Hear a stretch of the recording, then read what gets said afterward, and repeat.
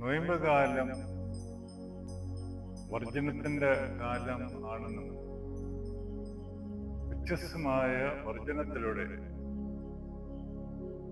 നൊയമ്പ് കാലത്തെ അനുഗ്രഹമാക്കി മാറ്റാനുള്ള ശ്രമത്തിലാണ് ഓരോ വിശ്വാസി.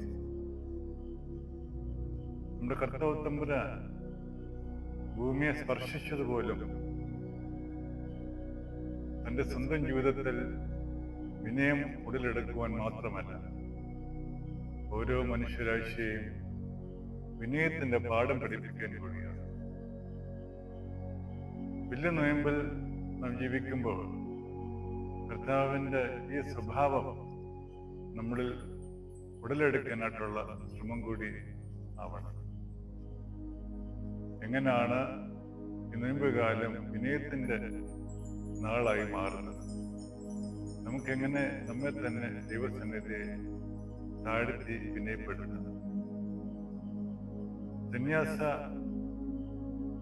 പാരമ്പര്യങ്ങളിൽ നാം കാണുന്ന ഏറ്റവും പ്രധാനപ്പെട്ട ഒരു ആത്മീയ പരിശീലനമാണ് മുട്ടുകുത്തി കുമ്പിടി. മുട്ടുകുത്തി കുമ്പിടുന്നതോടുകൂടി ഒരു വ്യക്തി ദൈവസന്നിധിയിൽ തന്നെ വിനയപ്പെടുത്തുന്നതിന്റെ അടയാളമാണ്. താൻ ചെയ്തു പോയ തെറ്റുകുറ്റങ്ങൾ ദൈവമാകെ ഏറ്റുപറയുന്നെന്നും മാത്രമല്ല, താൻ ഭാവിയാണെന്നുള്ള ചിന്തയിൽ ദൈവസന്നിധിയിൽ താഴ്ന്നതായ ഒരു അനുഭവമാണ് കുമ്പിടി. സുറിയാനി ദൈവശാസ്ത്രവും സുറിയാനി ആരാധനക്രമം നമ്മെ പഠിപ്പിക്കുന്നത് ഒരു വിശ്വാസി കുമ്പിടുമ്പോൾ തന്റെ ശരീരത്തിന്റെ 8 ഭാഗങ്ങൾ തറയിൽ സ്പർശിക്കണമെന്നാണ്.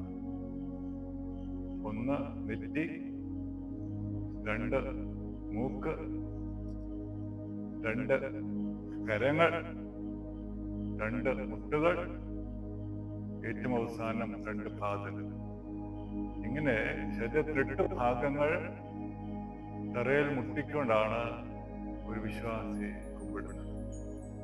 ഓരോ പ്രാവശ്യം കുമ്പിടുമ്പോഴും അതേ ഏറ്റുപറയുന്നതായ ഒരു അപേക്ഷയുണ്ട്. പാപത്തിൽ ഞാൻ വീണുപോയി, നിന്റെ കുരിശിനാൽ എന്നെ ഉയർപ്പിച്ചു. ഓരോ പ്രാവശ്യവും ഈ 8 ഭാഗം തറയിൽ മുട്ടുമ്പോഴും ഓരോ പാപിയ മനുഷ്യനും സ്വയം ഏറ്റുപറയേണ്ടിയ ഒരു അപേക്ഷയാണ്. പാപത്താൽ ഞാൻ വീണുപോയി എന്നും പറഞ്ഞ് നിന്റെ 8 ഭാഗങ്ങൾ തറയിൽ മുട്ടിക്കുകയും എഴുന്നേൽക്കുമ്പോൾ നിന്റെ കുരിശിനാൽ എന്നെ ഉയർപ്പിച്ചു എന്ന് പറഞ്ഞുകൊണ്ട് എഴുന്നേൽക്കും. ഇത് നിരന്തരം നൊയമ്പ് കാലങ്ങളിൽ നാം കുമ്പിട്ട് അപേക്ഷിക്കേണ്ടതായ ഒരു നൊയമ്പ് ആചരണമാണ്. ഇത്രയും നമ്മൾ കുമ്പിടുന്ന അതനുസരിച്ച് നമ്മളിൽ തന്നെ ഒരു താഴ്മയും വിനയും ഉടലെടുക്കുവാനായിട്ട് കർത്താവിന്റെ കുരിശിലേക്ക് യാത്ര ചെയ്യുന്ന ഈ അവസരത്തിൽ കർത്താവ് ധരിച്ചതായ വിനയോ നമ്മൾ ജനിക്കാൻ തക്കവണ്ണം ഇടയാക്കിയില്ല. ഈ വിനയ സ്വഭാവം നൊയമ്പ് കാലത്ത് നമുക്ക് പരിശീലിക്കും. ഓരോ കുമ്പിടിലൂടെ, ഓരോ മുട്ടൂത്തിലൂടെ ഞാൻ പാപിയാണ്, കർത്താവിന്റെ കുരിശിനാണ് ഞാൻ ഉയർത്തെഴുന്നേൽക്കുന്നത് പറയാനായിട്ട്